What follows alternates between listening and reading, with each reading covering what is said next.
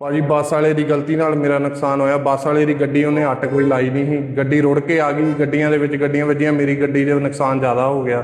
ਅੱਗਿਓਂ ਪਿੱਛੇ ਦੋਨੇ ਸਾਈਡ ਤੋਂ ਗੱਡੀ ਮੇਰੀ ਨੁਕਸਾਨ ਹੋ ਗਿਆ।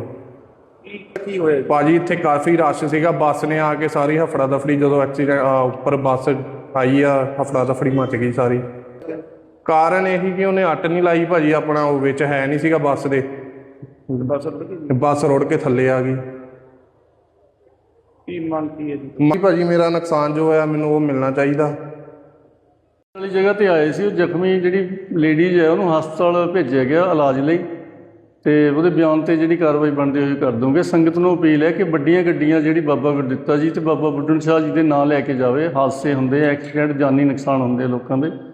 ਸੰਗਤ ਨੂੰ ਅਪੀਲ ਹੈ ਕਿ ਗੱਡੀਆਂ ਵੱਡੀਆਂ ਜਿਹੜੀਆਂ ਉੱਪਰ ਨਾ ਲੈ ਕੇ ਆਉਣ। ਅਸੀਂ ਤਾਂ ਪੱਥਰ ਲਾਏ ਹੋਏ, ਉਹਦੇ ਰੁੱਕ ਲਾਈ ਹੋਈ ਹੈ ਲੈਣ 'ਤੇ, ਪਰ ਸੰਗਤ ਫਿਰ ਵੀ ਚੜ੍ਹਾ ਲਿਆਂਦੀ ਹੈ।